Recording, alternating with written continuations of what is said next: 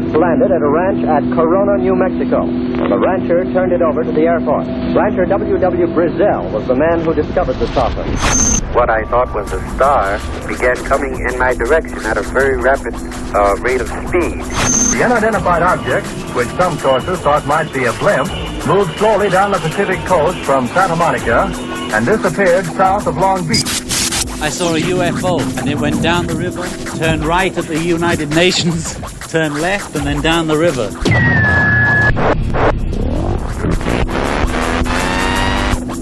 UFO classified. UFO classified. No more plausible deniability. Fact, fiction, or the truth. You decide. And now, the new voice of the high desert, the hostess of UFO Classified, Erica Lukes.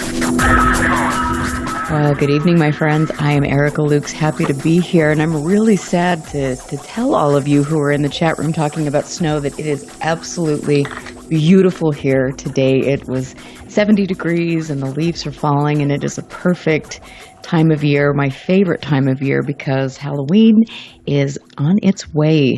I have been feverishly working on my costume for my annual Halloween bash that I've had every year since I was 16.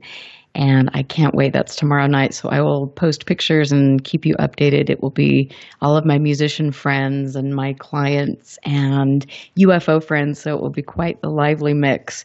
I wish you could all be there, but thank you for being here tonight and getting into chat, asking questions. The second hour, one of my friends who's been on the show before and a friend of my guest tonight, Greg Bishop, is going to be on here. And I can't wait for that, because to listen to Greg Bishop and Paul Kimball talk, it's really fun, and they're so intelligent. They have a lot to add in many different areas. My guest tonight is an award-winning filmmaker, and he is right in the midst of this really cool new project, which is taking him, kind of pushing him into a different realm, the paranormal realm.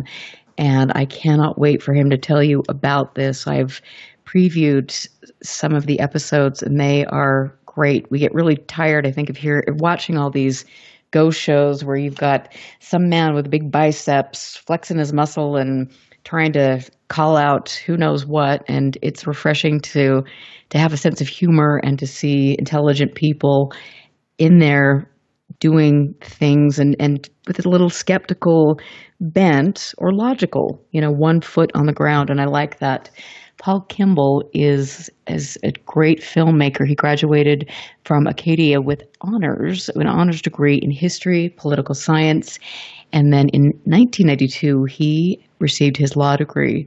He is the former program administrator for the film and creative industries in Nova Scotia, a consultant for Salter Street Films, and he has done much more. His bio is incredible, and I will be posting that. He's written and produced a wide variety of television shows.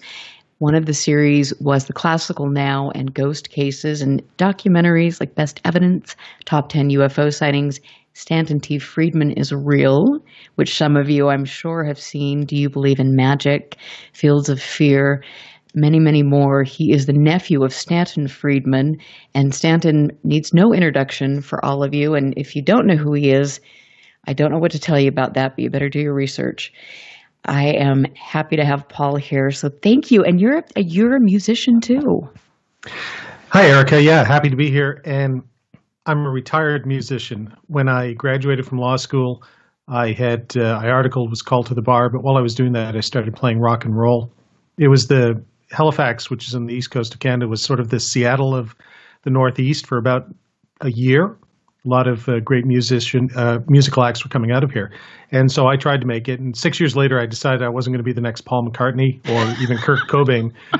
So I transitioned to the film industry, where a lot of my colleagues actually from the music industry back then, we wound up in film because there was a film funding structure, a corporate structure within the film and television industry that didn't exist in music. So music was for the kids in their 20s. When you hit your 30s, you could still be creative. It was just doing television and film for me. That's really cool. You've got a really diverse with the political science and history and law, and then you're in filmmaking, but you're obviously very creative and a musician. I love that. It's interesting to see how those of us who are musicians kind of fall into filmmaking or all these other pursuits where you can actually hopefully make some money? Because, like you say, being a musician, the older you get is it's difficult to bring home a paycheck, and hanging out in bars and doing recording is a drag. Yeah, no, I used to like playing in bars and stuff when I was younger, but I don't even go to bars anymore, really. It's I've become 50 and stodgy. Once I hit 50, I just turned into a curmudgeon. So I prefer to just stay at home in a dark room with my computer and edit television shows. That's basically, that's my life, unfortunately. But yeah, I mean, I'm sure, we all went out and played and had a great time. I was a little wild child, and I kind of feel that way now too. It's just like, I want to sit home and research or look at different things or just not be around anybody, because I swear the older I get, the more I'm just kind of tired of people sometimes. Yeah, I know. I'm veering towards the get off my lawn kind of sort of old fogey. And, when Greg comes on, I guess in your next hour, he just had his birthday yesterday, I think. So Greg is even older than me, and he's even a little more curmudgeonly than me. So I'm not going to say that life beats you down, because it doesn't. It just, you have less tolerance for fools or whatever you want to call them as you get older. And you sort of narrow your circle of friends, I think, to some degree, to the people you trust and like and get along with. And also, and this relates to the paranormal. So I used to host a radio show too. So there's my segue. There's my classic radio segue. The people that will not just be sycophants and tell you what you want to hear. They'll tell you what they actually believe. And so I try and, you can't be a successful filmmaker or frankly a musician or anything else if you surround yourself with people who are just going to be yes men or yes women. Right. So I surround myself with people who are going to say, Paul, you're full of it, or Paul, that's a really bad idea. If you've watched the first 2 episodes of Haunted, you've seen Holly Stevens, who's my co-host for the show, has absolutely no problem telling me when I'm full of it. And Dylan Garland, who's our director of photography, young guy, sort of the Anakin to my Obi-Wan, has no problem telling me when he thinks I'm wrong. So, and my younger brother is our production manager, and I guarantee you, has no problem telling me when he thinks I'm wrong. So that's the kind of stuff.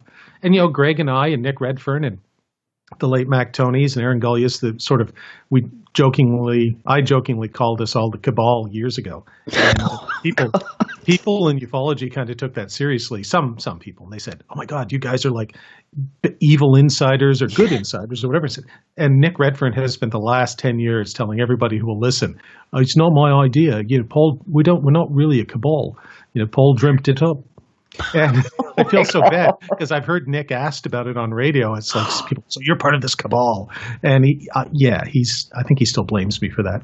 But it's funny because I was talking to Nick last night because I'm doing some research, and he's a lot like Greg. Is very, he's helpful in more ways than I can even imagine. But you guys are kind of the cabal. I didn't know that. I was actually labeled as somebody in the Dark Alliance. So I guess that's a compliment. Sure. Yeah. You haven't made it in ufology until somebody's accused you of being what Carl Flock used to say, them, one of them. So I remember the first time it happened to me, it was at the Aztec UFO Symposium back in 2003 or 2004. I was out shooting, one of those 2 years, I was shooting a film. And a couple of Billy Meyer fans came up to me afterwards and, started in on me about, my brother was standing right there and saying, because I had asked a question, I think, during somebody's speech, and it was very skeptical. And they said, you have to believe blah, blah, blah, blah, blah. And they were trying to hand me this pamphlet that had, 10 pages. And in those 10 pages were the names of everybody who had sold out to them, whoever them are. And I said, okay, sure, I'll always take free literature, no problemo. So I took it, and as they're talking, I start flipping through it, and I see Stan Friedman's name. And I've heard that more than once. But I start seeing all these people I know, and then I get to Nick Redfern, and I go, whoa, whoa, whoa, whoa, whoa. Like, I can get Stan. You can make an argument. He used to have a top secret clearance and everything. Maybe if you're really crazy conspiratorial, you could see Stan as being part of the other side. Fine, whatever the other side is. Nick Redfern? Why is Nick Redfern in here? And the guy, totally serious, absolutely unflappable, serious as death, looks at me and he says, he wears black. And I went, what? He said, he's always dressed Oh, in are black. you freaking kidding? Oh, then I'm And then his totally girlfriend hosed. says, yeah, no, that's bad energy, bad juju, like black. You wouldn't wear all black. And I said, he grew up in Birmingham in the punk rock era. He wears, as Morrissey would say, black on the outside, because black is how you feel on the inside. It's a fashion choice linked to me. Go away, leave me alone, people. Oh my and God. so then the next pamphlet, they sent me one. My name was in there. And the reason I was in there, and I said, yes, I've made it, was because I wouldn't denounce Nick Redfern. So, yeah. Oh my God. I mean, do you have that framed and on your wall? Because I would do that. It's sitting along with all of my other UFO stuff, or almost all my UFO stuff, in a storage locker somewhere, because I just had a ton of it. When I didn't want to throw it out, but I boxed it up and said, I need room for ghost stuff. So out goes the UFO stuff to a storage locker. No, I never framed it. But yeah, no, I still have it. It was online too. They would have it online for a while.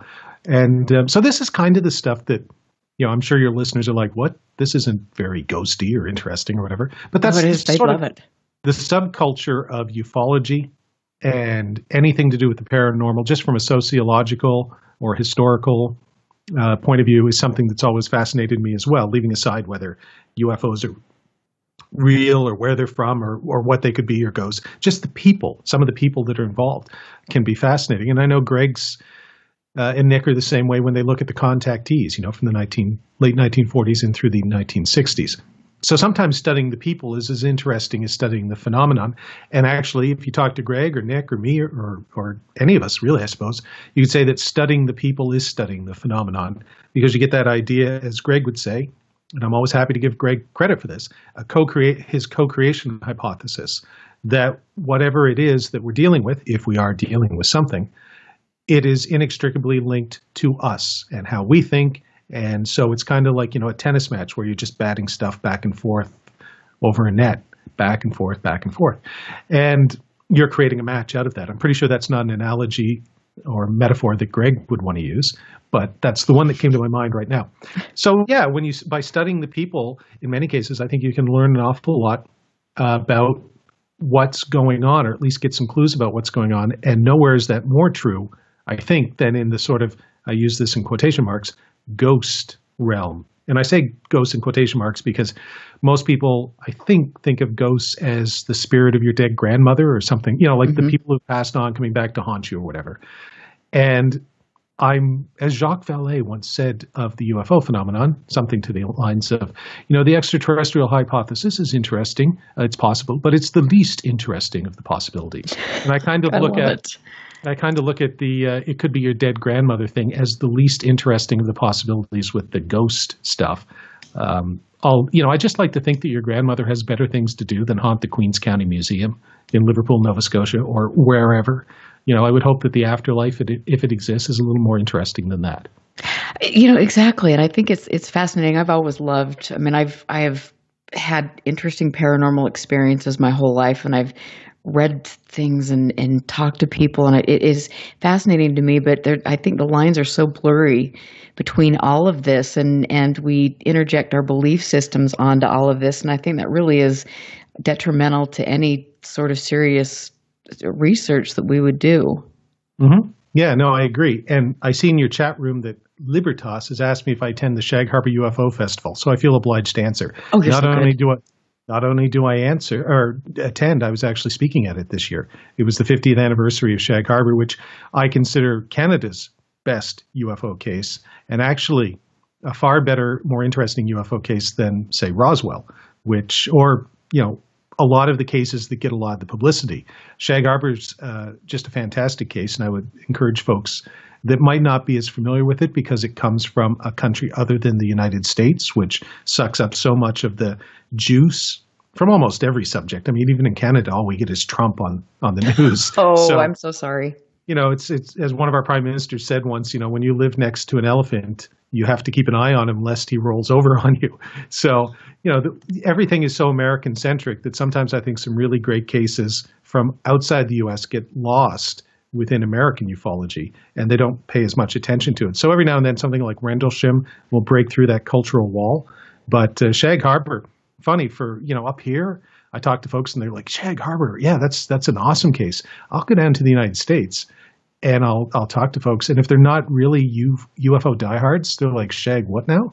Never heard of that one. That's a weird case. What's special about it? And then I always start by saying, well, it's the only case I know on record where the government called it a UFO. On the record, in paper, heavily investigated by the RCMP, the Canadian military. Depending on who you ask, the American military was involved. Multiple eyewitnesses in different locations, all seeing the same thing, behave in more or less the same way. A really, really good UFO story or case, and it's not as well known as it should be. So Roswell had its 70th anniversary this year, which that's cool. The Shag Harbor case, which had its 50th, much like me, is so much cooler. So I encourage everyone to check that one out. Well, I think that's good, and I think I always try to tell my listeners we've got to stop moving away from the single case. To me, that's where American ufology goes awry, because it's like we've got all this ego-driven nonsense, and people, look at Rendlesham or look at this case, and if we investigate this case and blow the lid off of it, and it's like, it's not about the freaking case, it's about the data. It's about, actually identifying places where activity has been present for decades and doing something progressive like doing field research or just thinking outside the box. And I think we've become so dysfunctional in the way we address this subject in the United States. Yeah, I think that's partly human nature too. And this is what I'm about to say is not meant to be a political comment one way or another. But, the president of the United States, no matter who it is, Barack Obama, Donald Trump, doesn't matter, is only one person. And while they have a great deal of power, there's 100 senators, there's 50 governors, there's 400 and some odd representatives in Congress, and on and on and on. There are an awful lot of players, cabinet secretaries, all that sort of stuff. So the fact that the news media seems to focus on one person to much more than anybody else but it's human nature, right? So UFOs are like that. I think Roswell is the Trump of UFOs, or the Obama. It doesn't matter. A president is a president in terms of that fascination with them. And then you tend to forget, well, okay, who's the Minister of Agriculture, or in your case, the Secretary of Agriculture, or who's the governor of Iowa? These people have an important role to play, sometimes in certain circumstances even more important. They might be smarter. They might be better politicians or better at governance. And so with UFOs, it's the same way. Roswell has been this 8,000-pound gorilla in the UFO story room for the last 30 to 40 years. And it's led ufology down a whole series of roads that I would not have gone down. And I think it's distracted from some of the much more interesting theorizing, but also some of the more interesting cases that are out there that could be looked at. The kind of high strangeness cases that Valet talks about, and there's a great one in Canada in my hometown here. Well, a suburb of Halifax called Lower Sackville from 1976. And every time I speak on anything to do with the paranormal, even if I'm still talking about ghosts, I somehow work this one in. And so you have two different groups of people living in houses next door to each other. This is the very short version. They don't like each other, so they're not going to collude and come up with a story together. I mean, Hatfields and McCoys didn't like each other. RCMP officer shows up. People in house number one see a bright, shining light above their house. He checks with all the airports and everything. Nope, we got nothing up there. It's not a meteorological phenomenon. It's not a star. So they observe it, but it's not making any sound. Then, being a good cop, he walks next door because he wants to check on the people next door and see if they have heard of anything. The people next door, and again, I'm giving this really short shrift. A UFO researcher named Chris Stiles sort of came up with this case when he was doing research on Shag Harbor, actually. It's one of the two researchers who really pushed Shag Harbor forward, Don Ledger being the other. So knocks on the door, and the people eventually come to the door and tell him, look, we didn't see anything. How could we see anything? We were hiding under our bed. Because our entire house was shaking, it was like a train was being driven through our living room. This horrifying, super loud noise. That is the epitome of a Jacques Vallée high strangeness case. Two groups of people right next door to each other. And as soon as the police officer, the Mountie, knocked on the door, the sound stopped. So you've got people seeing one thing, but not hearing anything. And right next door, you've got people who aren't seeing it, but they are hearing something that is otherworldly and, to the point of almost being demonic or whatever. What do you do with a case like that? What I do with a case like that, I talk about that instead of Roswell. Because Roswell is what Roswell is. But this is something that indicates we're dealing potentially with something that is really, really cool, ongoing, and is almost playing with us in a kind of a trickster sort of way. Mm-hmm. And so those, as I've gotten older, those are the cases that I find really more interesting, and almost kind of what led me into ghost. I hate to use the word hunting, more like investigating, because then you can go to haunted houses or wherever, and you can put yourself in the middle of it and say, I've heard that people have had an experience here. Now I'm going to see if I can have that same experience. If you're out there, here we are. Show us what you've got. And I don't mean that in a confrontational way, although occasionally I do go off the rails and I become a ghost jerk. We've come up with the term ghost jerk. Ghost Nixon. We work with Ghost Nixon. Yeah, he's going Ghost Nixon or Ghost Rogue. But yeah, that idea that you put yourself out there. It's like a movie theater. You got to, if you want to see the new Star Wars film, you have to buy a ticket to go see the film. So that's what being a ghost investigator is. We bought a ticket. We go into the haunted house, whatever that is, and we see if something will happen to us. And usually, not always, but usually it seems like something does happen. And I think that gets back to Greg's idea of co-creation. And the first part of co-creation is you have to signal a willingness to be part of that conversation, if that makes any sense. No, it absolutely does. And I think I love that. And for me, like I've been to the Whaley House, twice. I went over to Ireland and went to all of these haunted castles and talked with people. And it's so fascinating because you're right. It's right there.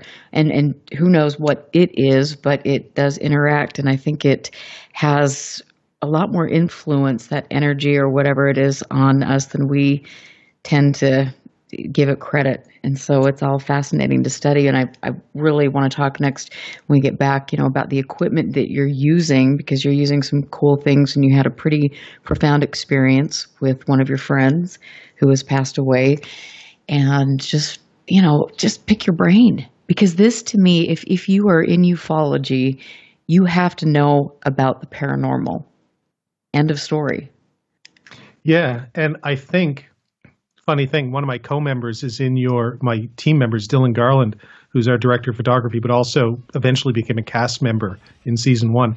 He's in your forum right now because he's using the name Ace Demon Hunter, which is sweet. That's an inside joke. So I find it very hard to believe that there's somebody else using that name, especially when I see that he just wrote, let's be honest here, we don't hunt, we get hunted.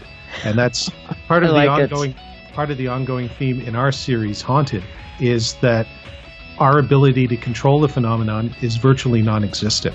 We can open ourselves up to it, but then it's in charge, not us. And it will take us where it wants us to go. And that creates a whole bunch of interesting questions about free will and, fate and all that sort of stuff. Oh, I love that's it. That's the kind of interesting stuff I like. And then we will be right back. I'm here with Paul Kimball, who is a writer, director, producer. He has a new TV series out. We'll talk about that when we get back, and we'll check you out on the other side of the break. Stand by. This is UFO Classified with Erica Lukes. The phone lines are open now at 702-425-9230. That's 702-425-9230. Worldwide callers use Skype name KCOR Radio. More UFO Classified with Erica Lukes on the KCOR Digital Radio Network. After this. Paranormal radio never sounded so good. Join the hosts of the American Ghost Hunter Show each week as they shoot from the hip without holding back. They're kind of unpredictable, not like the rest of us. Live every Thursday night, 6 p.m. Pacific, 9 p.m. Eastern, right here on the KCOR Digital Radio Network. Come hear some of the hottest authors, investigators, as well as TV and radio personalities from around the world on the American Ghost Hunter Show. Our survival depends upon it. Hauntings, UFOs, cryptos. If it's branded paranormal, we'll be talking about it. The American Ghost Hunter Show. Live Thursday nights, 6 p.m. Pacific, 9 p.m. Eastern. Exclusively on the KCOR Digital Radio Network. The only question you have to ask yourself, are you ready for it? Yeah! All right! Now, broadcasting in digital HD radio. What if maintaining a healthy weight was as simple as drinking a cup of coffee? With Valentis coffee, it's that easy. Harvested from the world's most pristine coffee farms and packed with the purest ingredients on earth, Valentis takes losing weight to a completely new level. At Valentis, we believe everyone deserves a chance to be healthy and fit. It's pure, natural, healthy, and delicious. Click the Valentis Healthiest Coffee banner on the KCOR Digital Radio Network website and take the Weight Loss Guarantee Challenge. Valentis Coffee, simply the world's healthiest coffee. Alien Deceptions, a suspenseful sci-fi romance thriller by Tina Marie, featuring the tantalizing Erica Jones and the mysterious Russell Hamilton. An out-of-this-world book of fiction based on years of document facts and files the government does not want you to know about. At least, not yet. Alien Deceptions by Tina Marie. Available now at Amazon.com or get a signed copy at TinaMarieEntertainment.com. Get your copy now. Here's what happened on the last episode of Three Guys, No Ties. How does this technology not scare the hell out of you? It does scare the hell out of me. Have you never seen either version of Westworld, for God's sake? I've seen both. Got some hot robots. Do you not own a pair of vice grips or any kind of anything with moving parts whatsoever? No. And it's not creepy at all. I like the real thing. Thank you. And when the junk gets hung up, just shut the power off. Three Guys, No Ties. Wednesday nights, 7 to 9 Pacific on the KCOR Digital Radio Network. You're listening to UFO Classified with Erica Lukes, where the truth isn't hidden beneath the black lines of a Sharpie. That's the craziest thing I've ever heard. To be on with Erica, call 702-425-9230. That's 702-425-9230. Worldwide callers use Skype name KCOR Radio. Radio contact. Share your thoughts on the show on Twitter by using hashtag KCOR. Or head over to the live chats at KCORradio.com. The audience goes nuts. And now, your host of UFO Classified. Are you ready? Erica Lukes. Erica Lukes. Happy Fantopia Friday and welcome back, everyone. It is always great to see my friends in the chat room and some new friends tonight, this is really, really cool. Thank you for reaching out to me. I know I have listeners all over the world, and your questions, comments mean a lot to me. And thank you for just paying attention and wanting to find the truth, but doing it with integrity and maybe stepping back and looking at some of the nonsense that is being spun out there and deciding that there is much more going on, and we all deserve to find the best research, the best in whatever it is we're looking for. But thanks for joining me on this journey. It's almost Halloween, and so tonight we are talking about the paranormal and all sorts of things. And as always, you miss a great conversation when we were on break, and I'm with Paul Kimball, who's a writer, director, producer. He's got a new series out, which we are we're going to talk about. It's called Haunted, but we were talking about exorcism and demons and things like this. And it's fascinating. There's so much going on. But I want to, Paul, welcome back. And I want to just ask you, so tell us, how did you transition from, you were so entrenched in ufology for a long, long time. And then how did that transition take place where you're into the paranormal? Well, the long and the short of it is I tell people consistently, and I don't want this to sound like me thinks he doth protest too much. I was in ufology, I guess, but I wasn't in ufology. So I was a guy making films about UFOs, and I took an interest in the UFO phenomenon, partly for my job, but also I found it interesting as an historian, as a sociologist. But I wasn't a ufologist. I went out of my way to tell people. I guess, it is protesting too much, isn't it? Because I did do research and stuff. The problem I found with ufology and UFOs, here's a couple of reasons why I sort of left it behind in the late 2000s, the first decade. It's toxic. Ufology is toxic. So the subculture itself is really, it's driven by small-minded people, small personalities. There are a lot of good people in it too, but I just had enough of that kind of stuff, and I got dragged into it. You know what? I allowed myself to get dragged into it. So, sorry, I'm just spitting out a cough drop there. So no, I know you've got a cough tonight. Yeah, so it wasn't healthy, but leaving that aside, the UFO phenomenon itself, as I hate to quote Valet all over the place, but it did not interest me anymore. I had looked into pretty much every case that you could think of that people considered good cases. I thought a lot of them were explainable, even when people within ufology did not. I still think there's a core group of cases, and I mentioned one in the earlier half hour, like the Lower Sackville case. I think Shag Harbor's in this group. I think the Kelly Johnson case from 1950 in the United States. Sorry, 1953 in the United States. I always mix that up with the Trent McMinnville, not real photos. So there's a case with Kelly Johnson and a bunch of his other engineers and test pilots at Lockheed Martin Skunk Works. There are good cases out there. And it's just, there were so many that were not good, and those were the ones that people were focusing on. And I got tired of the circus that was ufology, and I said, look, I've got my friends. It's like I was talking about. I became a curmudgeon. I got Greg. I got Nick. I got Aaron Gullius. I have Mac Tonys until he passed away. A few other people. These are the people I like talking to. Why would I want to talk to anybody else? I've talked to all those other people. If somebody new comes along, cool, introduce me to them. But I've met these people. I'm not interested. So, but I've always had an interest in the paranormal, in quotation marks. And I think that means anything that is unexplainable, that is a mystery. And after doing the UFO thing for, 5 to 10 years, I thought Fox Mulder had the right idea. So sure, in the television show X-Files, a lot of it's about UFOs and space aliens, and it's centered on that form. You should say the X-Files had the right idea. But they also do a lot of cases with ghosts and vampires and werewolves and slime monsters and God knows what else they had in there. And I thought, this is what I want to do. I want to look at all of these mysteries.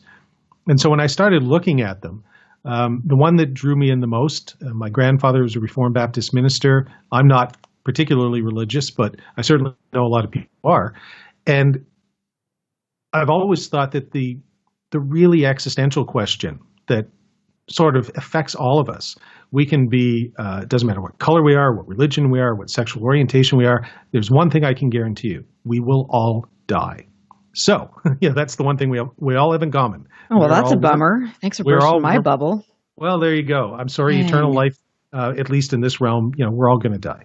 Some of us perhaps sooner than later. So what area of the paranormal, without me having to go to church, is going to be the one that I can look into, that I can really address the existential question of, is there something beyond this after we die? And that immediately leads you to ghosts and hauntings, and which is deeply rooted in the folklore of the region I live in, Atlantic Canada. So for those that are not familiar with Atlantic Canada, picture Maine, only friendlier without guns. So, or without as many guns, maybe. So, we're the northern Maine, which is to say a lot of spooky places, a lot of scary stories, and it's deeply rooted in our culture here.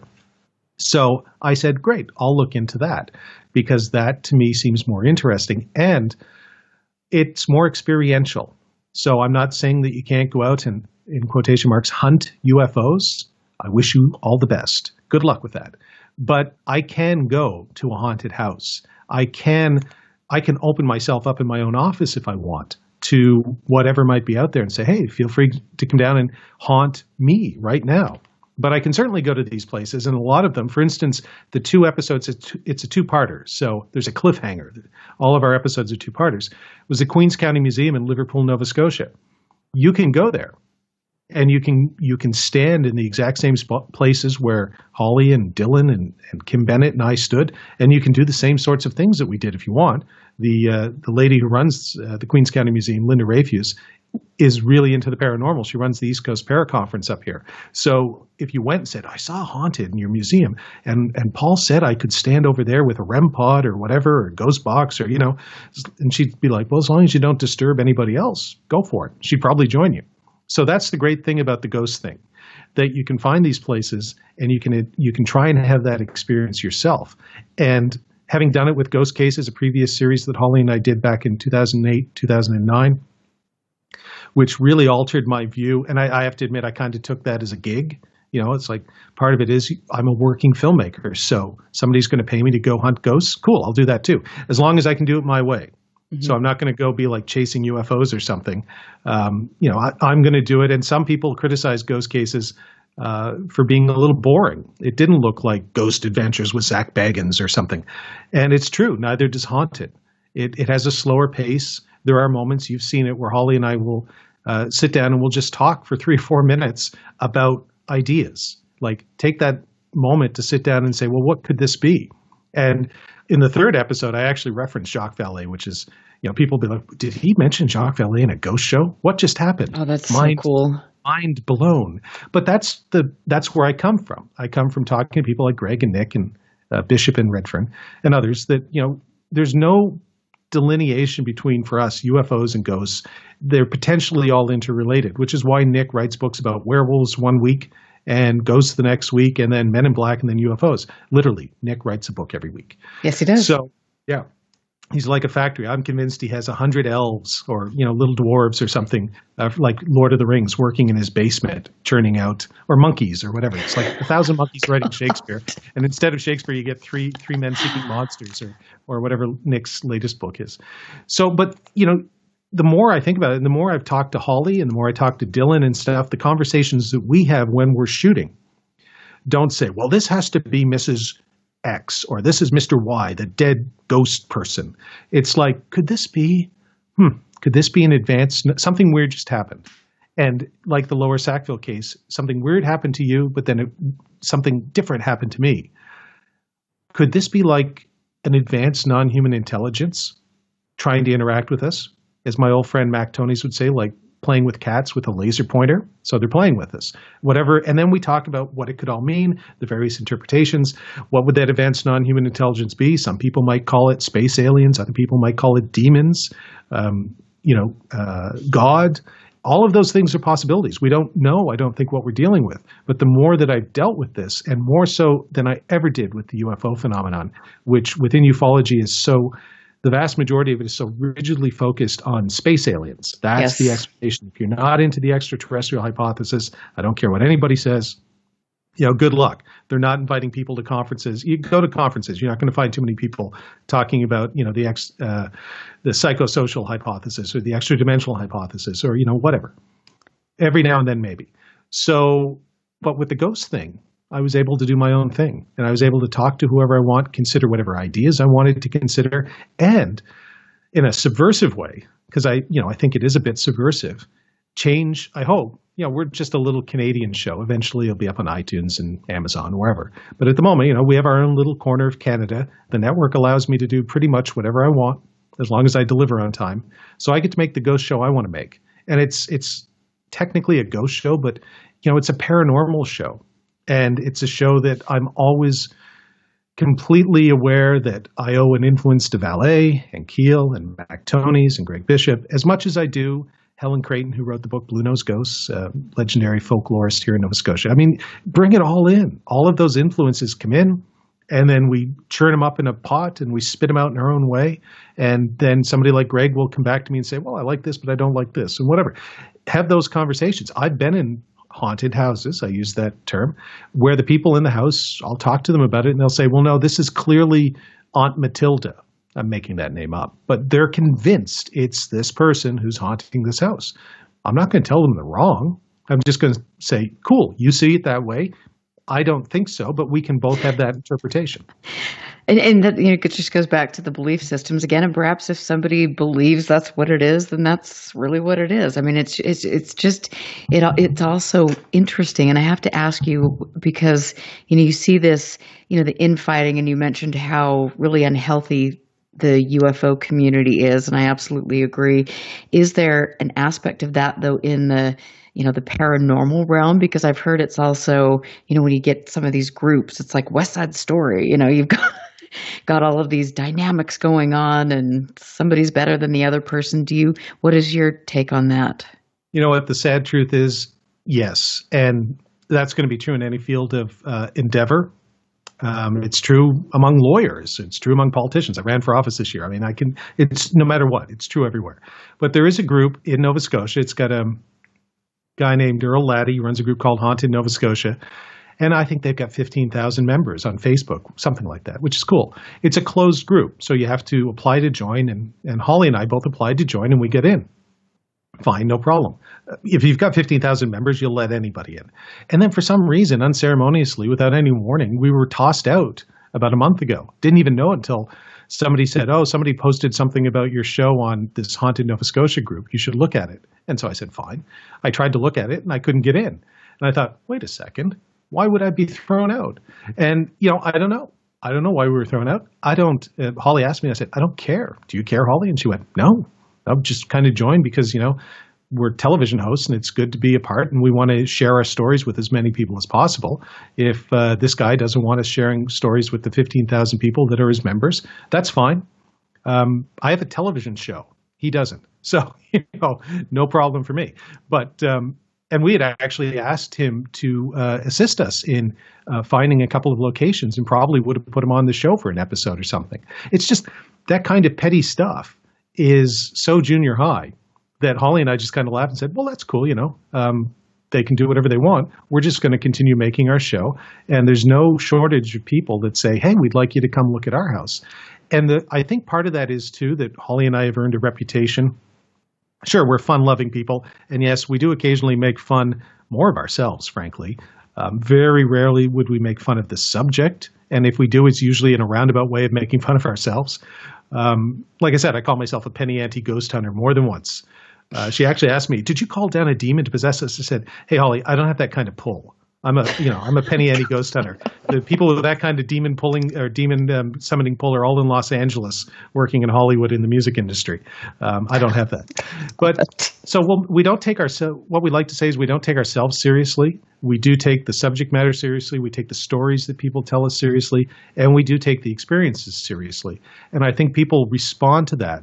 And the difference is, and if I had a criticism of the ghost hunting community, like the so-called professional ghost hunters, they all take themselves way too seriously. And I had the same problem with UFO people. And here's, my rejoinder would be, hey, guess what? If you're a UFO person, you're interested in the subject, and let's say you believe space aliens are visiting Earth, cool. You know what?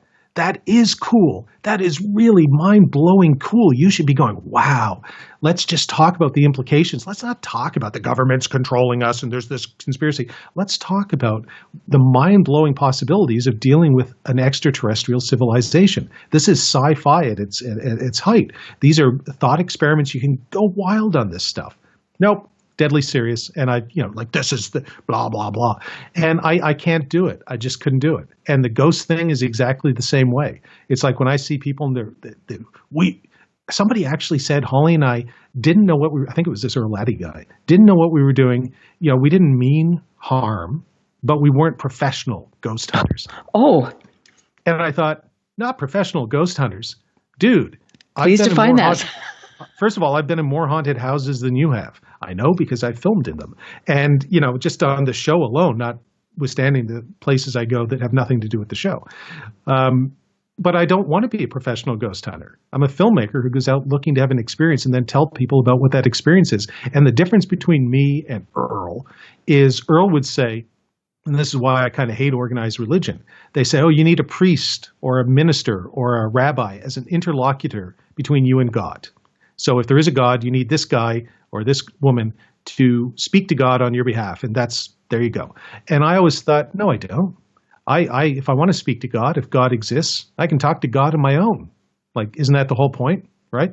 So if there are ghosts out there or haunted houses, I don't need Earl to go and, tell me what happened to him or what I should believe. I can do it myself. And so I think what people respond to with Holly and I, they like watching us do it. But then they like the fact that we can say, you know what, you should go try this too. Don't be afraid. Maybe you should be a little afraid.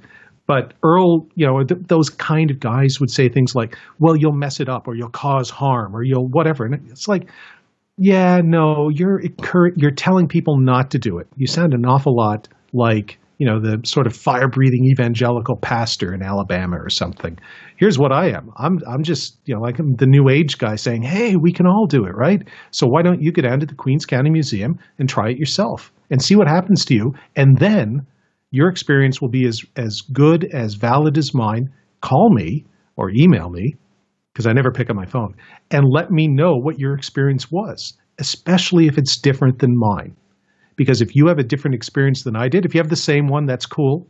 But if you have a different experience, that's the one I really want to hear that story. Because that's when, again, high strangeness, it starts to get interesting, really interesting for me. And thought-provoking, too. And I have to just tell you that I love the relationship, the chemistry that you have with Holly.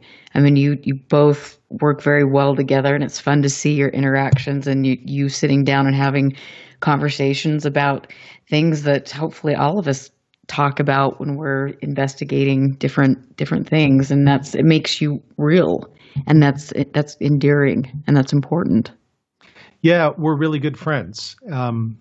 People, it's funny when we were doing ghost cases, everybody I knew, because I was single at the time, said, oh, you guys are a couple, right? It's like, no, we're just really, really, really good friends. And a guy and a girl can work together without being a couple. There's this. That's funny. Shocking. I know, it's shocking, isn't it? Like, wow. Neither one of us is on the make for the other. She had a boyfriend. We traveled. It's funny. After we finished shooting 4 episodes in the United Kingdom, we were like, well, we're here. And the company paid for us to fly over, and they're paying for us to fly back. Let's just build a trip in, a vacation, because we're at the end of the shoot for ourselves. So we went to Scotland, England, and the Czech Republic and traveled as friends. And often, it's a weird thing, Erica, because sometimes we'd be in different rooms, but sometimes to save money, we'd be in the same room, different beds. Can't stress that enough. And I get emails from people going, what are you doing? And I said, well, if you're asking me that, you're not really my friend. You know me better than that. And other people would say, well, no, we get it. You're just over there having a good time. And that's fine, traveling and experiencing stuff. And one of the strangest experiences I ever had was off the show when Holly and I were traveling in the Czech Republic in a town called Český Krumlov, where the only way I can describe it, I wrote about it in my book, was, I was stalked by a shadow person. That's not doing it justice. And confronted one. And it's that, somebody on your form, I guess it's Libertas again. Paul, how do you ensure the entities do not follow you home? I don't know. I'm not sure I can. And the Český Krumlov story is interesting because I'm not sure Holly and I weren't followed from ghost cases when we finished shooting it. You just can't turn it on and off. And that's why we call the second series Haunted. We could have called it Ghost Files or whatever hasn't been taken yet that has ghost in it. But we said, you know what, it's as much about us being haunted by our experiences 8 years ago. And then we went our separate ways. She lived in Vancouver. After that, I lived here. And we didn't really talk to each other very much for 7 or 8 years. And then we finally, the opportunity came to do this show. And I immediately said, I'll do it. I won't do it without Holly. So I called Holly and said, look, are you and your boyfriend willing to move back to Halifax? We will pay you to do that. You will be paid to do the show, but, come on home. And because she's originally from here, I can't do this without you, and I won't do this without you. And she and her boyfriend hopped on a plane shortly thereafter, and here they are. And, Holly and I are back on the ghost investigating beat. So, but you need somebody like that, a friend that you trust with, I won't say with your life, although I trust Holly with my life, but, you trust if there is something out there that could be dangerous, you trust to have your back. And I think I trust her, and I think she trusts me. And somebody else, like I said early on in the show, that will always give you an honest answer, even if it's not the one that you would want to hear. So, Holly will tell me exactly what she thinks, and I will tell her exactly what I think. And that's the kind of relationship you need when you go out and do this sort of stuff, I think. Well, and that is really important because there's so much of this is so subtle, and it interacts with you when you're not expecting it. And I think that, like we were talking about on break, possession, like what is possession? If you were a really smart demon, you would do this very subtly, like an energy vampire. Mm-hmm. And so, you just have to have people around you that you trust implicitly that can keep you grounded or notice any peculiarities. If I could speak English, that would be good. But I mean, there's so much to that. And I think it's unfortunate that people always assume when there is a male-female relationship that it has to be sexual. And I think that's, in ufology, you see this a lot. There's so-and-so on the speaking circuit and, blah, blah, blah. It's like, who cares? We're adults. And in the real world, when you actually have a job, you actually work with the opposite sex. Yeah, I know. It's shocking, isn't it? Yeah. Yeah, not everybody's Harvey Weinstein, and that dynamic doesn't exist everywhere. So this is a good thing. Yes, it's a very good thing. But it's like people bring different life experiences and different sort of perspectives as well. And a man brings a different perspective than a woman in some respects. But Holly and I are just different people on so many levels. She's got a science background. I do not. I have a background in law and history. She has a background in biology. That's her training. And she's an actor. I'm a director. So, just in the filmy world, we have a different background too in terms of performing and in terms of experiencing that sort of stuff. So we complement each other really, really well. And, I'm 50. Holly's in her 30s now. Having Dylan on board, bringing young Dylan Garland in, he's in his mid-20s and he comes from a different sort of cultural perspective, but also a different generation. And I think that's important too. It's good to have fresh blood. No, I don't mean it quite the way it sounds, but it's always good to throw the demon something new. So yeah, but it's always good to refresh the energy. We sort of joke, but I'm serious. After the end of season 2, because we've been renewed, I'm seriously, there's a very good chance I'll walk away from the show and say somebody else can take my place, maybe Dylan. So Dylan, you and Holly go out, and I'll just direct, but you guys be the hosts. Because I think you always want to have new and different perspectives and not just have the experience filtered through the same lens over and over and over again. Absolutely. And this is kind of parallels to ufology. You see some of the older researchers that have to stay relevant, and so they maybe take a leap that they shouldn't, and things just to stay in there. But anyway, I'm going to take a break. The best is yet to come. I am here with Paul Kimball. We're talking about his new show and his adventures in the paranormal. The show is called Haunted. You are listening to UFO Classified, and we will see you on the other side of the break. Listen very carefully. This is Houston. Say again, please. Houston, we've had a problem.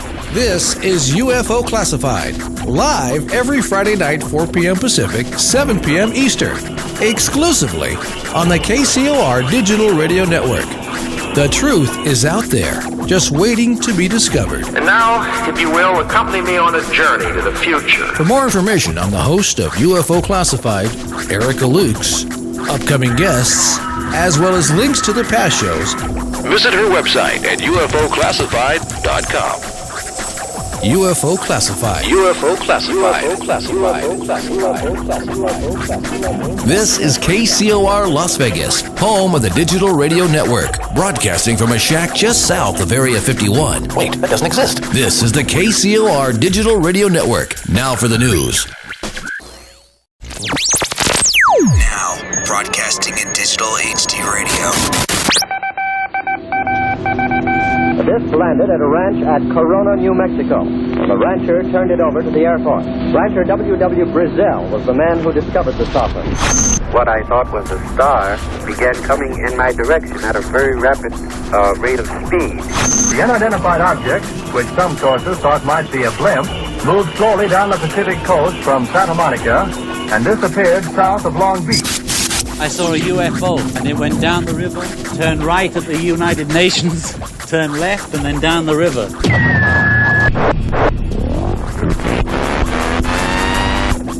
UFO Classified. UFO Classified. No more plausible deniability.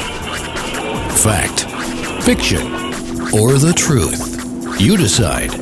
And now, the new voice of the high desert, the hostess of UFO Classified, Erica Lukes.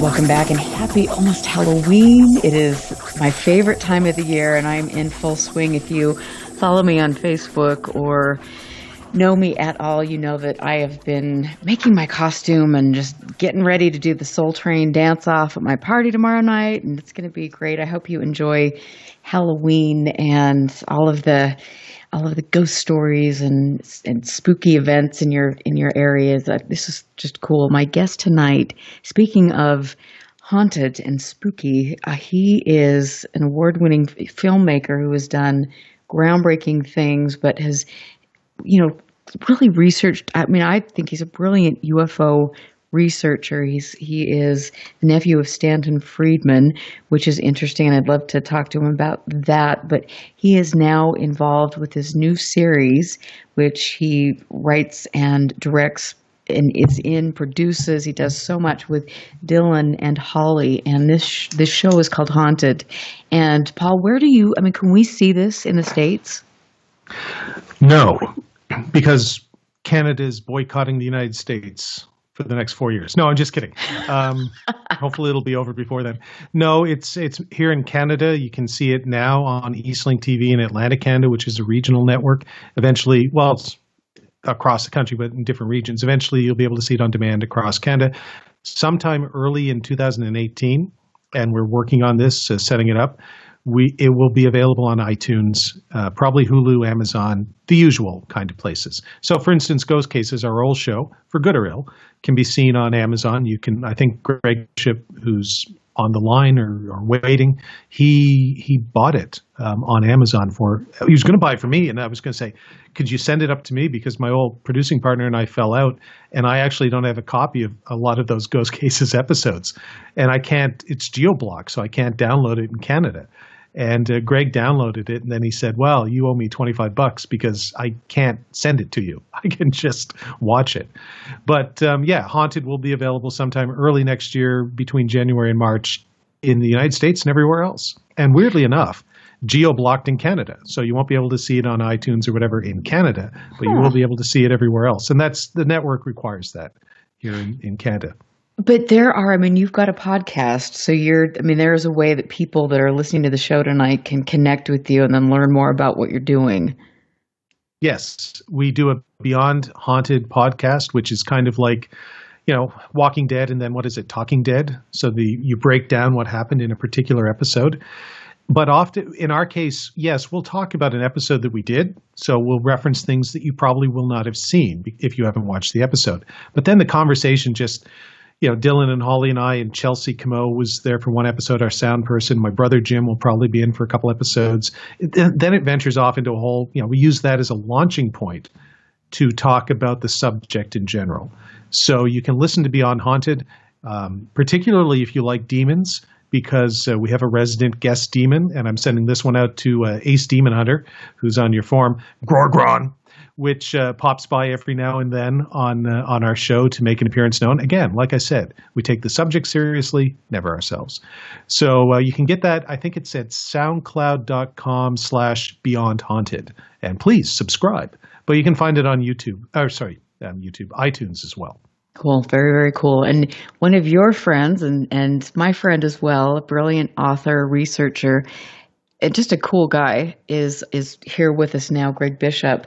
And I have to say, I was listening to an interview with the two of you, and I love your dynamics, and I love the fact that you talk about things that we don't even know about in ufology, and they're things that are incredibly important, like Bill Moore, like all of these things, Jamie Chandray, all of these really, really fascinating and important details about ufology and how the game is played. And it was a really cool conversation. So I will post the link to that, but everybody should take a listen to that. So Greg, happy birthday. Oh, thank you. Yeah, that was yesterday. It was a great birthday. I on my show, it's probably 90% UFOs, I guess. But then, I'll have somebody on like Paul, who I've known for years, who started out, I guess, in the UFO thing, but started doing the ghost hunting because it was something it was one of the shows he pitched, and he became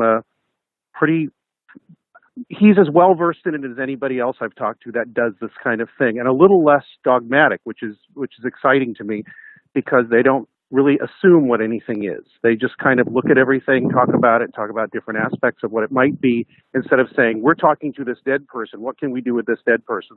Like every other show does, or just about every other show. And it's interesting because you two were together when you had a paranormal experience with Mac Tonys, right? Yeah, one of them. Yeah, Paul had one first, which he can describe, and then it either changed, escalated, or whatever. It continued when I showed up about a month later, and we went back to the same location. Paul, will you tell us about that? Because that is, but I know that he was a brilliant researcher, and I'm so sad that I never got the chance to meet him. But what a cool man who passed away way too early. But what happened with that?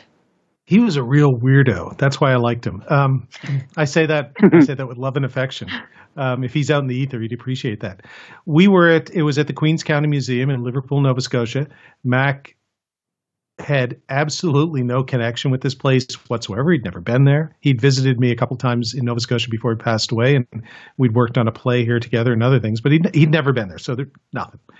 But here I was. It was the first episode, so I'm back on the ghost hunting beat, and Mac and I, as a joke, when he was up here once, we took a long drive, and we kind of were saying, look, whichever one of us goes first, and I think about 6 or 7 years older than him, so we assumed it would be me, let's do the Harry Houdini thing.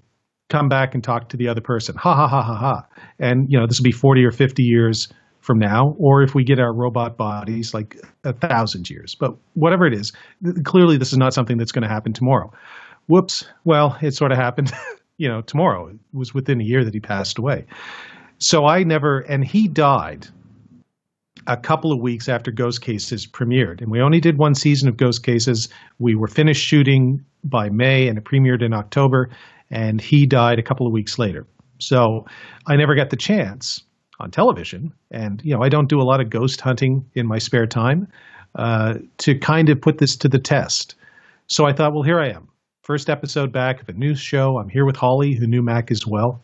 And, I'll see. Here we go. We're going to see if I can make this bet or whatever come true. So I call. I say, "Hey Mac, I'm here by these mannequins because it's a museum. They had a lot of mannequins in storage, and he was fascinated by mannequins, which, like I said, he was a weirdo. And I had my stuffed duck Zorgrot, which has been my mascot as a filmmaker for 20 years, a little stuffed duck who's allegedly an alien explorer. And Mac loved Zorgrot too. And so I thought, cool, this would be a great time to try and call Mac down. So I was doing this segment up in what they call the Void, which is the attic of the museum. And they call it the Void only because if you turn all the lights off, it is literally pitch dark. You can't see. There's no ambient light that comes in from outside. So it is the Void. And I start talking about Mac, blah, blah, blah, blah, blah. And Holly's in the stairwell on a monitor station. So we have a closed circuit camera system set up. So she's monitoring those. We put it in the stairwell, so she was at the bottom of the stairwell. And in another room next to her, which was one of the main museum rooms, a guest host that we had on, Kim Bennett, friend of ours, was sitting with the REM pod, which is this device that, depending on who you ask, and it doesn't really matter what the REM pod does, but it measures temperature. So if the temperature changes, here's the important part. If the temperature changes, if it goes down, you'll get a red light, beep. There's great temperature. Sorry, it goes up. Red light goes up. Little blue light if it goes down. And that's it. Flash once, great, temperature up or down. Doesn't matter what else it does. For our purposes, that's important. And so Holly yells up to me and says, Paul, just as you mentioned Mac's name, the blue light came on the REM pod and stayed on and went beep, which it's not supposed to do.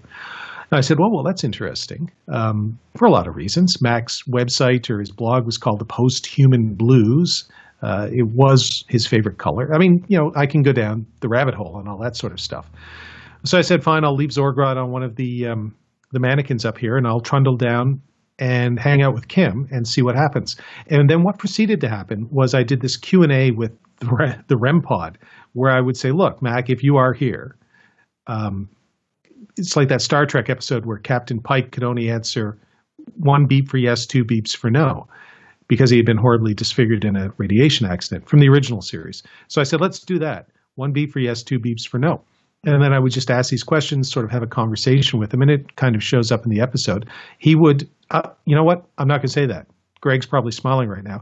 I don't know if it was Mac. Something. The REM pod would go beep. Yeah, we decided that, it was a channel for something we don't know what. We don't even know if it was Mac, but go ahead. Right. So let's assume that there's something out there that was coming through it and channeling. And this continued on later in the night with Kim and Holly in a totally different context. So anyway, that's what happens. And eventually I kind of, it's an emotional experience, which I hate to admit because I'm a man, but I'm happy to admit because I'm a beta It sounded male. like a Berlin song there. Yeah.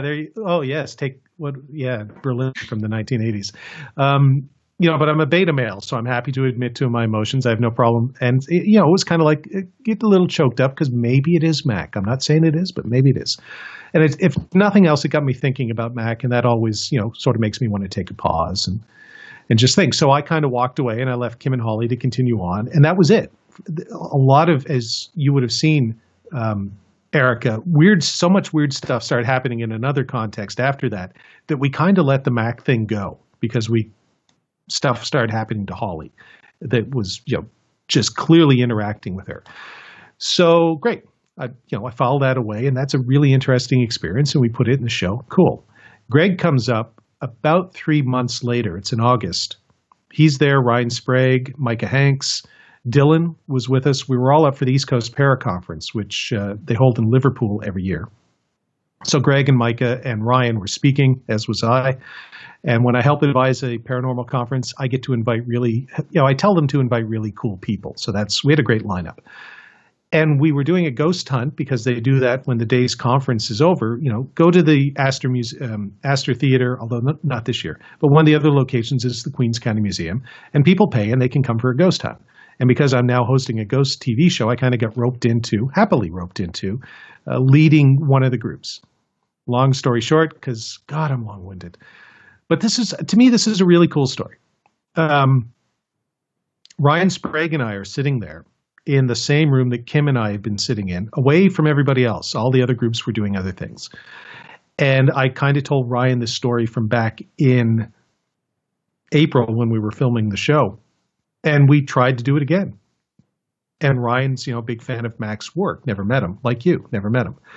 And sure enough, and the REM pod never behaved like this at any other location that we ever went to. So it's unique to this location.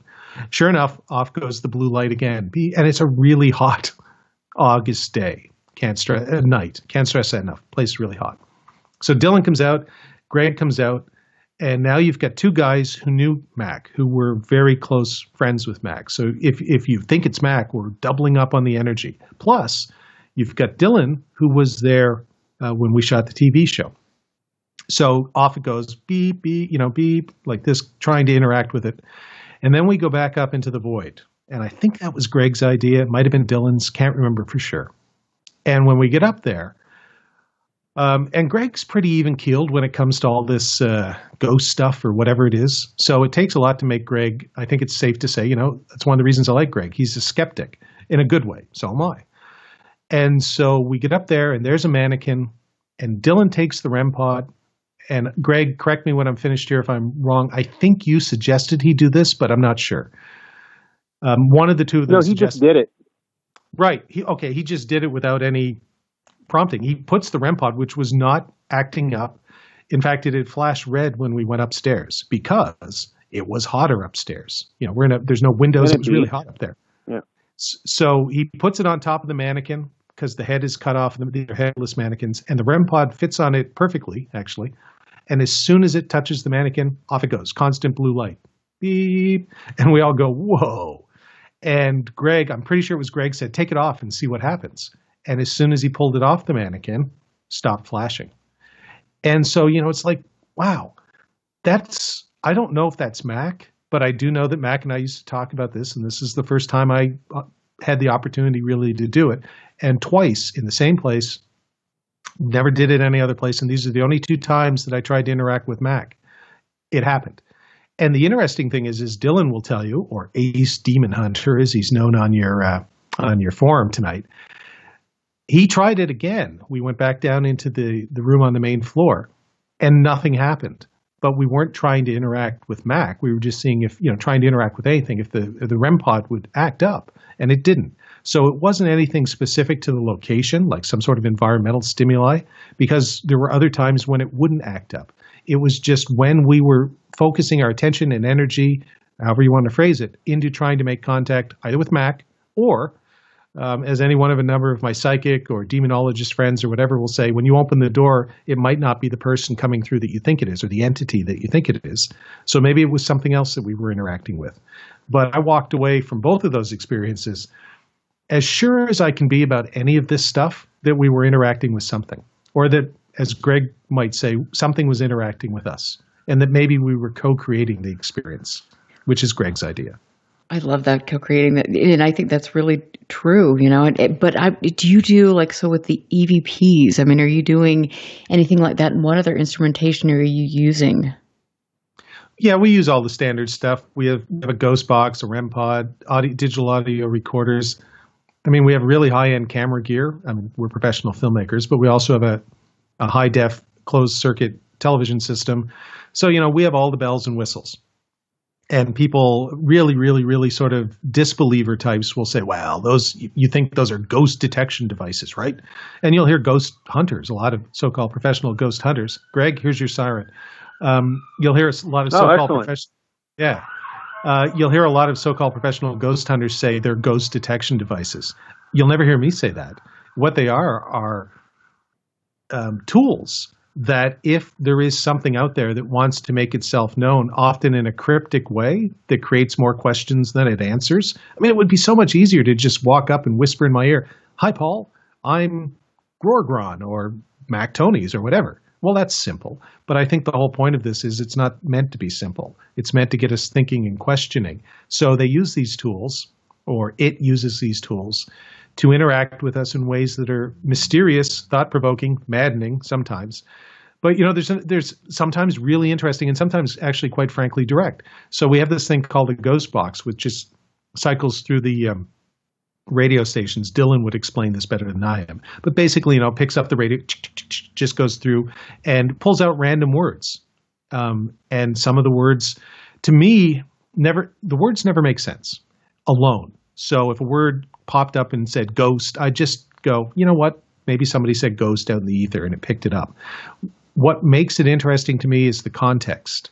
So if you get a word that is of interest or that seems to be related to something you were doing or saying, that's interesting. So we were at a particular location and I was sitting there. We had the entire crew. So it was Dylan, Chelsea, me, Holly, and Jim, my brother, the production manager. And we had the ghost box going, and it was a really spooky place. And we'd had a series of experiences where we were thinking that something might be following us or stalking us or even possessing us. So I jokingly, sort of half jokingly, Holly and I both on camera, I said, because the ghost box is like, and then you hold it to your chest to muffle the sound for camera, and then you pull it out again. I said, who do you like best? Me, Holly, Dylan, Chelsea, or Jim? And I pull it off, and it's one of my favorite moments in the show, which hasn't aired yet. You hear Holly, and then you hear Dylan go, "What the?" And I fill in the word that starts with F, and you can see Holly's face. She literally almost like jumps back as if she's been hit by a punch, and it's the realization that this word plucked out of the ether in direct answering to a question that I had asked. That's one of the 5 options. So context, if I had just heard Holly at random, I don't know, I probably wouldn't have found it as interesting. But when it happened, the context of how it happened, what had happened before, all of that stuff makes it interesting to me and points to it being a tool, not that we use to detect them, but that they can use to interact with us in whatever way they choose to do so. Isn't that interesting? And I just have to throw this in there because the ghost box it's a takeoff of Frank's box. And I had a friend, Cassidy, who was working with me at MUFON, and she had an original. She was friends with Frank Sumption, and she sent me so I could borrow an original Frank's box. And that was, what a trip. That was absolutely a trip. And like you say, it's a tool. It's just like a Ouija board. It's just like maybe using a pendulum or any of these other tools to tap into something else. And I want to ask you, I know we've got to get ready to go to break, but, I want to ask you about Ouija boards and your belief systems on whether this is, bordering on playing with the demonic. You can just give me a couple word answer before we go to break. Yeah, I'm stealing all of Greg's time. Sorry, Greg. Oh, Greg, Sure. you're such... He's so patient. This is supposed to be an interview with Paul, and you asked me to call in, so I'm perfectly happy to let Paul talk, and I will cut in when appropriate or asked. No problem. Sweet. That is a true blue Dodgers fan there. They're all so polite. So the Ouija... I know. I stepped away from the TV. Yeah, the Ouija board. In fact, actually, I can tell you a story about that. Probably can't fit it in through the break, and I just got the 2-minute notice. So yeah, ask me after the break. But it involves my wife, and she probably hate me for telling it, but I've told it before occasionally. It's the one story from many years ago that made me convinced that the Ouija board, again, it's not a tool where we summon them. It's a tool where we can open the door for something to come in. And I have a friend who's an Anglican minister, studied exorcisms. And you guys would be the equivalent of Episcopalians in the U.S., Church of England.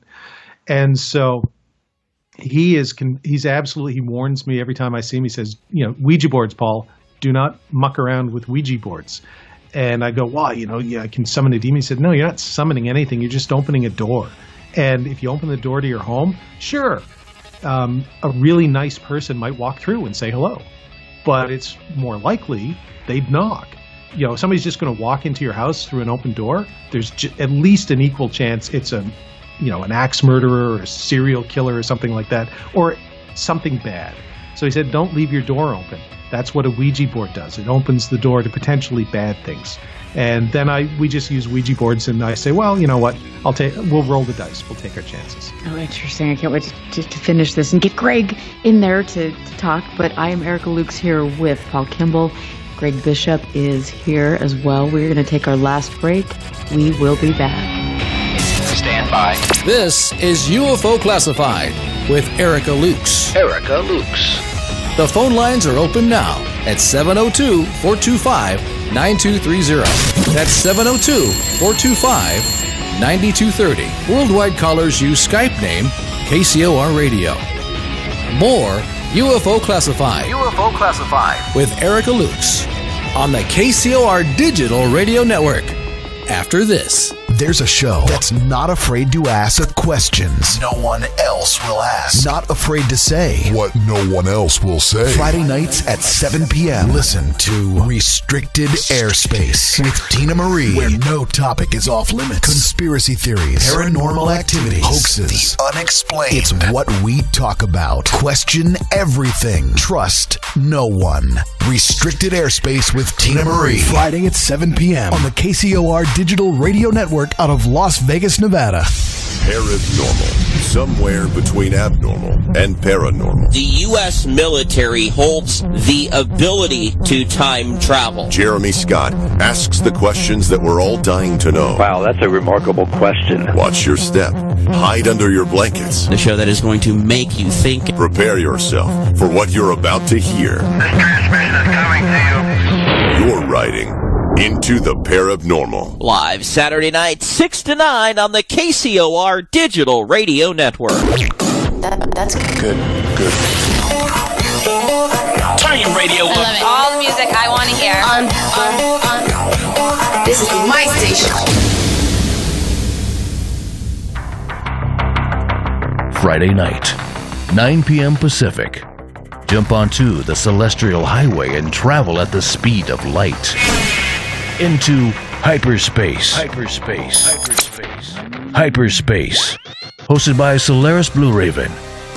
She navigates you through the cosmic tides of mysticism into the world of covert technology, UFOs, mystical sciences, and the world of unforeseen forces. You get to really sort of enjoy a bizarre ride. Listen live, Friday night, 9 p.m. Pacific. For Hyperspace. The one show that blows the whistle off our government black ops projects. Hyperspace. Hosted by Solaris Blue Raven. Solaris Blue Raven. Exclusively on the KCOR Digital Radio Network. Want to take a ride?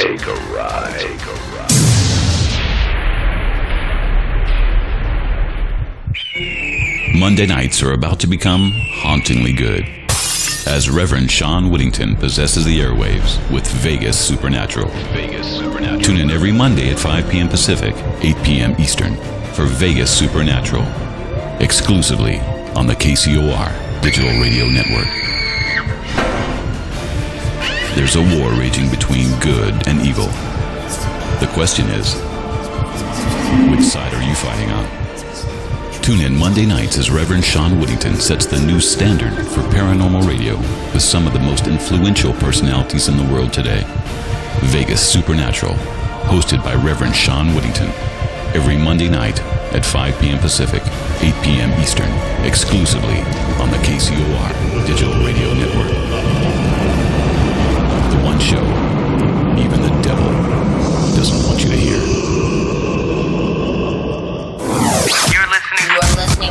You're listening to UFO Classified with Erica Lukes, where the truth isn't hidden beneath the black lines of a Sharpie. That's the craziest thing I've ever heard. To be on with Erica, call 702-425-9230. That's 702-425-9230. Worldwide callers use Skype name KCOR Radio. Radio contact. Share your thoughts on the show on Twitter by using hashtag KCOR. Or head over to the live chats at KCORradio.com. The audience goes nuts. And now, your host of UFO Classified. Are you ready? Erica Lukes. Erica Lukes. Welcome back and happy Fantopia Friday. I'm Erica Lukes here, and please, if you like the show, take a second to share this with your friends. Get the word out there. I am honestly here every Friday night with you because I actually deeply care about this, as I know all of you do too. You amaze me with your questions and comments and how intelligent you are, and this is a rarity in any of these subjects, so thank you for your support. You mean the world to me. I am here with two people that have done a lot of research in many different things. Greg Bishop is patiently waiting and trying to watch baseball, and it was his birthday yesterday. Oh, no, I went away from the TV. You're so good. You're so nice to be here. Thank you. And Paul Kimball, you two have been friends for a long time, but Paul is a filmmaker, and he is now doing this show called Haunted, and it is a very cool show. I was lucky enough to see 2 episodes. I like it. It is intelligent. It's funny.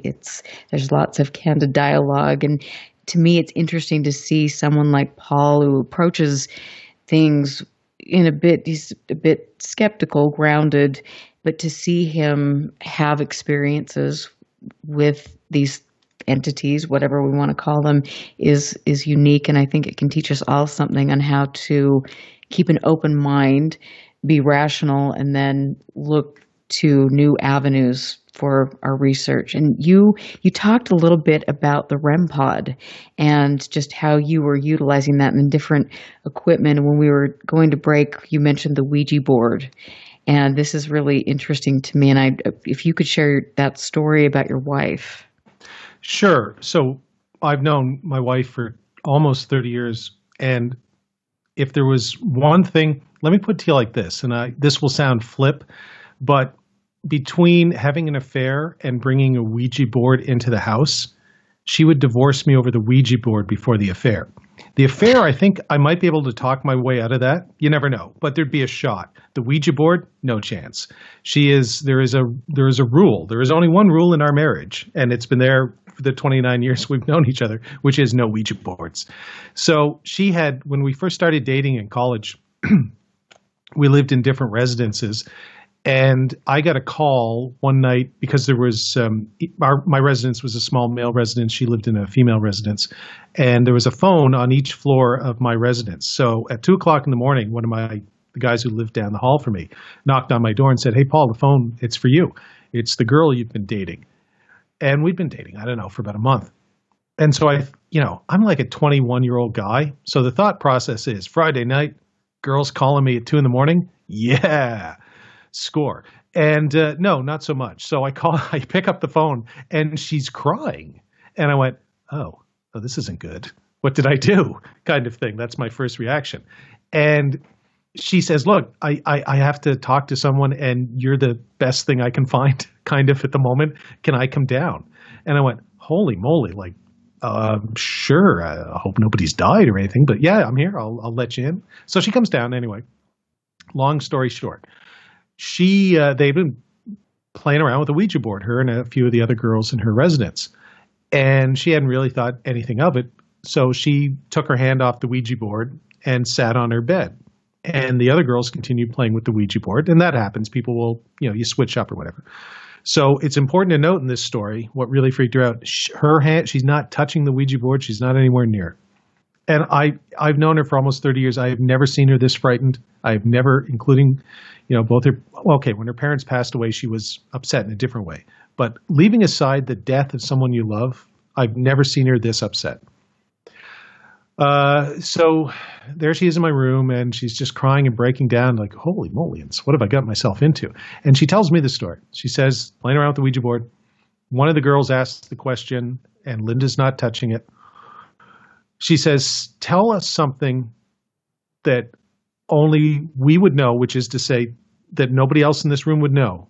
Tell us something that nobody else in this room would know, only we would, i.e. the person who would know it. And the Ouija board starts to move, or the thing, and it spells out a name. And the name is Richard. Now, I didn't know this at the time because I'd only been dating for a month. Nobody else on campus knew this. It's not something that she ever really talked about. She has a sister, but they had a brother who was an older brother who died in childbirth. And his name, and she had never told anyone.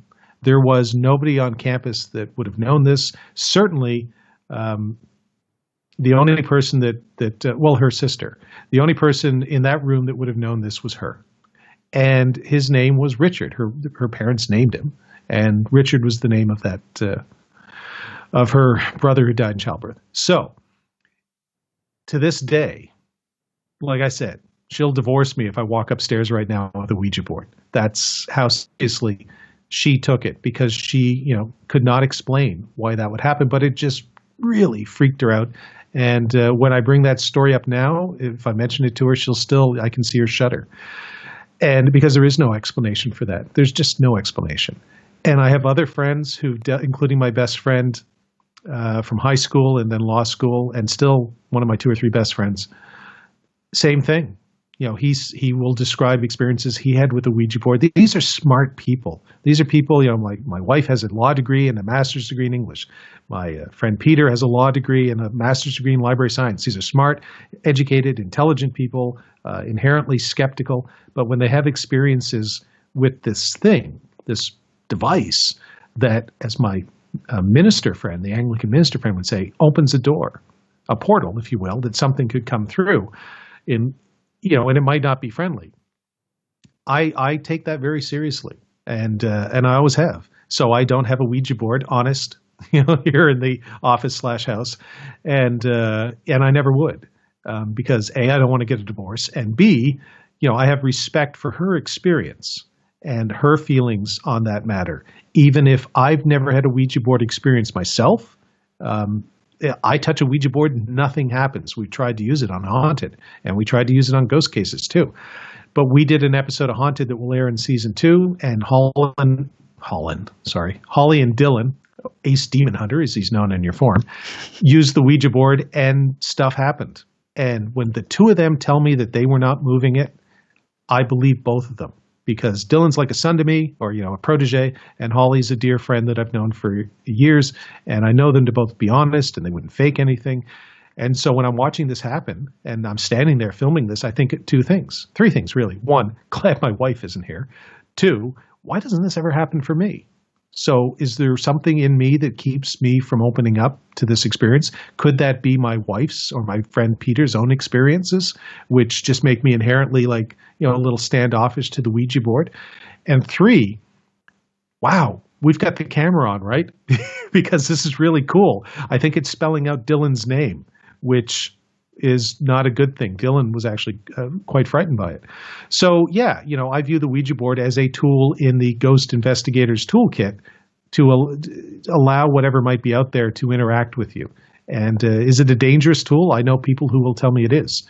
But, no fear, no favor. So I'm willing to tread where others are not, I guess. Well, and it's interesting because when I was living in this really haunted house, I was with someone, and that person had, we had started playing with the Ouija board when he was young, just kidding around and all of this stuff. And he had something come through that apparently stuck with him and was very negative. And he said no matter where he moved, if he, dabble around on this or whatever, this entity, this energy was there. And I had my girlfriend there, and we thought, okay, we're going to get the Ouija board out and see what these spirits are. And I had my tape recorder on, and we joked around, and she, just said, okay, did you die here? And we play the tape back, and you can hear somebody saying yes. And then my friend just would not, absolutely, it's just like, I'm not touching it, but just for fun, I'm going to write down the name of this entity that has followed me around and put it over here. And so I asked the question on the Ouija board, spell your name out. It spelled a name out, and I look at my friend, and he is green. I mean, it's like he's going to throw up. He's like, go look at the paper, and that was what it spelled out. And the next day, I thought I'd thrown the paper away. I get in my car, and that paper is lying face up in my car seat.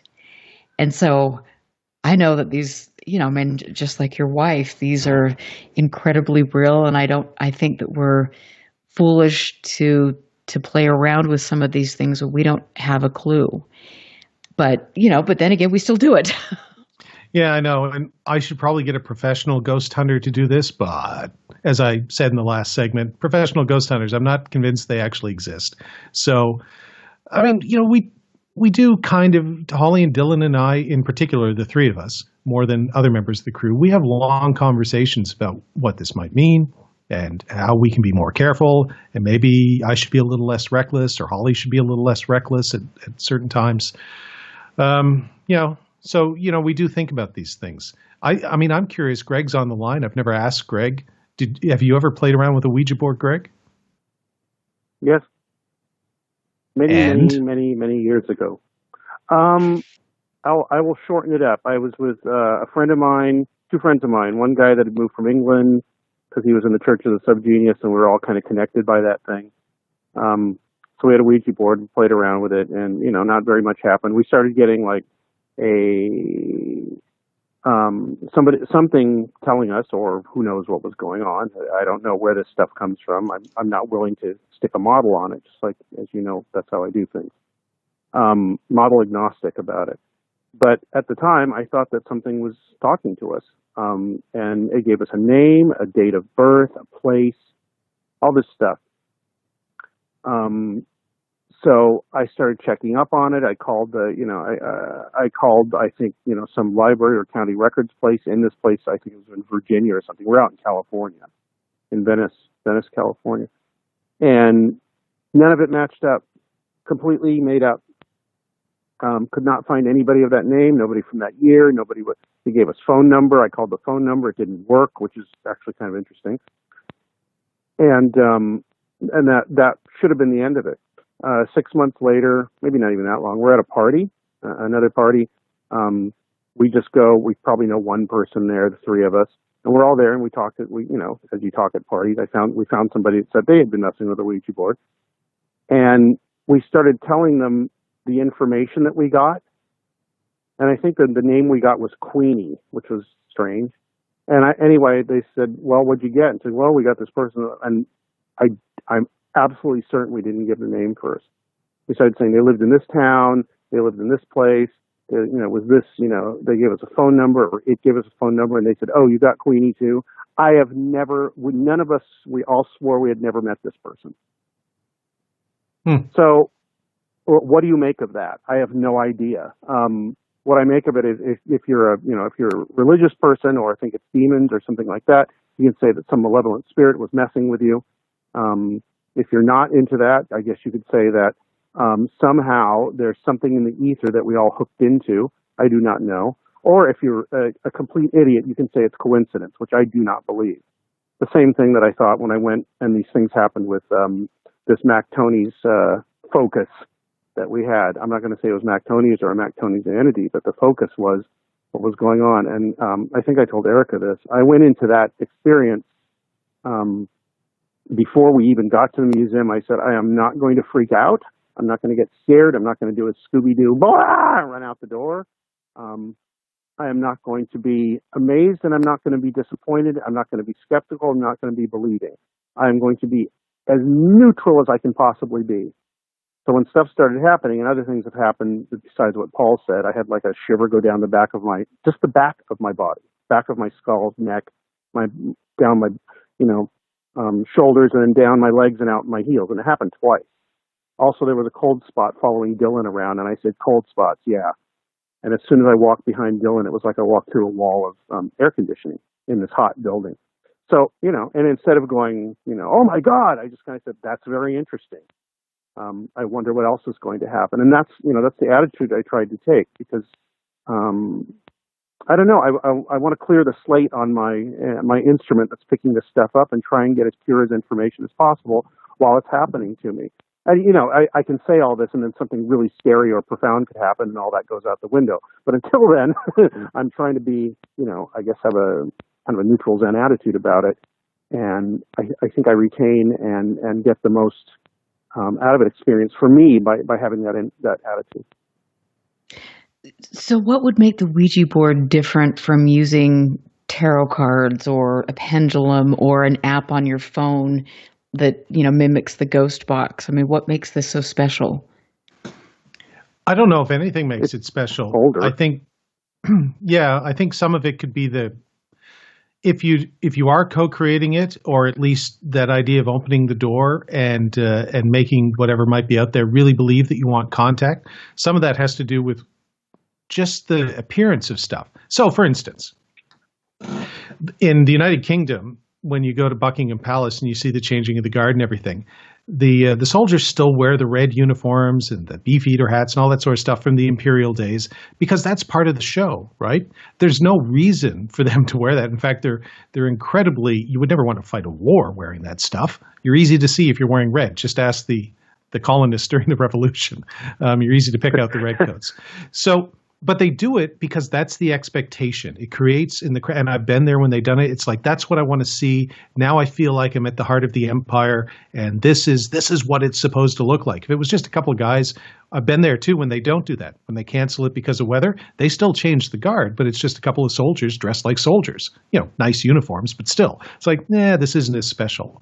I think some of that comes down to the Ouija board. Our expectation, because it's been built in, I think most people are at least vaguely familiar with the Ouija board and think of it as something that's weird or potentially demonic or haunted or ghostly or whatever. I think that adds something to it, the same way that dressing up in those uniforms at Buckingham Palace or wearing a nice suit if you're going to a party or something, whatever. That's the expectation. And I think that creates in your mind a greater openness, although it hasn't worked for me, but you're part of this process that seems like it should work. And maybe you become more invested in it than you would be with an app on your phone. And I'm not saying the app on the phone wouldn't work. Maybe it does. We haven't tried that. Ghostbox worked for us. But that idea that, an app on the phone, just like there's no history to that. And there's nothing culturally programmed into us that says that this is something you would use to talk to ghosts or spirits or demons or whatever. Yeah. Whereas with the Ouija board, there clearly is. So I think that's communal. I think that's part of it. It's communal, which these other things aren't nearly as much. Well, there's that too. Yes, absolutely. There's a communal aspect to it as well. But to me, it's also your expectations, and which I think heightens your willingness to enjoy the experience or to be part of the experience. And I think that's part of it too. So the Ouija board brings that, and also, like Greg said, if two people are more using it, it brings a communal aspect to it as well. Although, like I said, with my wife's experience, she wasn't using it. She was on the bed. So other people were using it. So she wasn't part of that community, but it was still pulling something out of her and then giving it to them, which that's really weird. I still find that weird. Oh, interesting. Well, I mean, all of this is it's so fascinating to me. And I mean, I honestly want to get done with the show and go ghost hunting tonight. I love this. There's something exciting about it. There's something dangerous. There's something that is always there. And I think for all of us, I've had experiences, obviously both of you have, even though we have different ways of kind of wrapping our brains around it. But I mean, once you are open to something like this, it seems to always manifest in your life. And it's interesting to hear you talk about the shadow person and the events that happened. Whatever happened with that, and has that resolved itself? No, I mean, I don't know. Yeah, the answer to all these questions for me is I don't know. It's probably why Greg and I get along so well, because his answer is usually I don't know either. So we're the I don't know guys. I mean, the only way I can put it is I love that phrase. The I don't know guys, yeah. Instead of the cabal, that's what we'll call it. No, when somebody says I don't know, I get very emotional about it. It's like, oh, you get it. Thank you. Yeah. You don't know yet. Thank you. Go ahead. When I say it to Greg, he looks at me and he draws a little heart and he sort of says, "I heart you." It's our bromance moment. But yeah, I was in Chesky Krumlov with Holly. We were there, staying together, traveling together, and I didn't tell her about the experience at the time because even though we'd gone through an entire season of ghost hunting and really weird stuff had happened to us. I mean, really, really weird stuff, emotional stuff, everything. I was still at a place where what happened to me in Chesky Krumlov, I didn't want to believe it. I still had walls. And it wasn't until, I guess I wrote the book 3 years later and I finally said, you know what? Sure, I'll tell this story. And I don't know what it is, and I'm not going to tell people what I think it is. I'm just going to say, this is what happened. And part of it is, too, I was embarrassed, whatever. Like, would Holly think I was nuts? Because the worst thing you want is to be in a foreign country and a guy comes home and says something that you would take and go, he's crazy. He might be like a serial killer or something. He's talking about being hunted by shadow people in the streets of this town we're in. So, I didn't want to, part of it too is I didn't want her to think that I was sort of nuts. And then she read the book and we kind of have sort of talked about it since. But no, it never resolved itself. I had experience and I still can't process it, like fully process it. I can't explain it. I just know it was me, a completely empty town where there was nobody else. The streets were deserted and, something that looked like a shadow person that eventually at one point touched me on the shoulder and spun me around while I was standing on a bridge.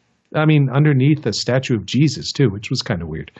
And they had stories within that town. I found out later when Holly and I went to a bar the next night, chatted up the waitress, and she, when she found out what I was doing, like ghost hunting TV show, she immediately went from friendly to friendly, but much more quiet.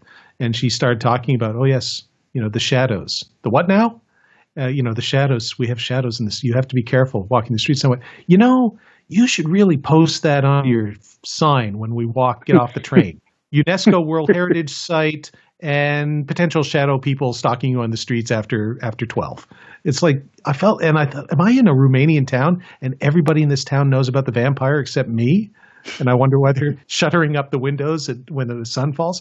So yeah, I just look back on it all these years later and I go, I don't know, but something really weird happened. And somebody asked me once, when did you change from being like a really, not a disbeliever, but a skeptic and sort of, I'm open-minded, but I'm definitely totally agnostic, to still agnostic, but really like leaning towards accepting that there might be something out there that's interacting with us. And I said, yeah, the streets of Chesky Krumlov in 2009.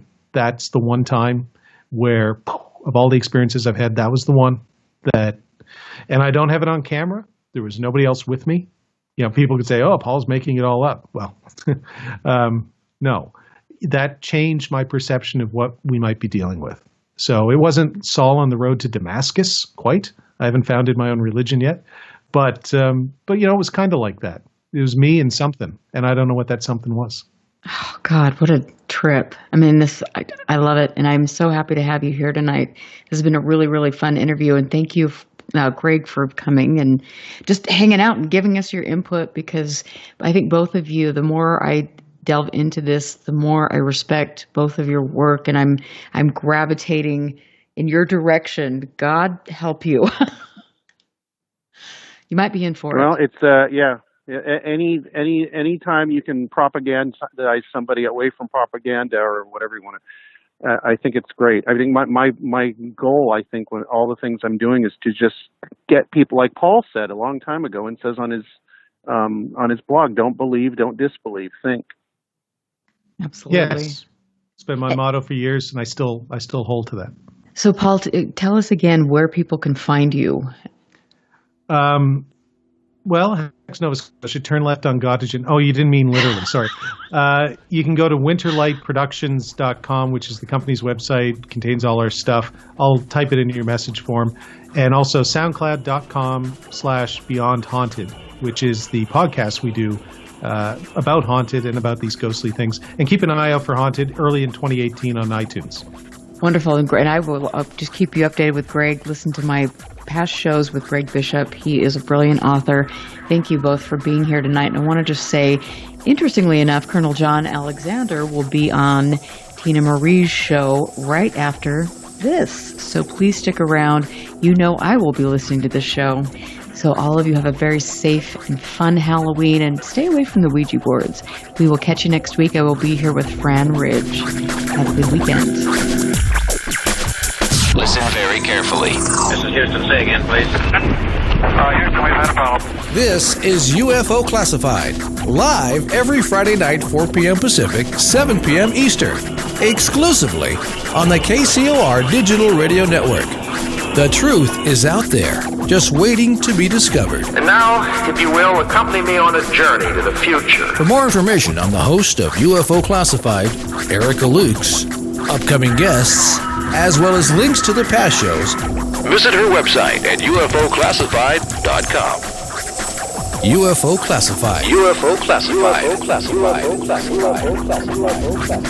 This is KCOR Las Vegas, home of the Digital Radio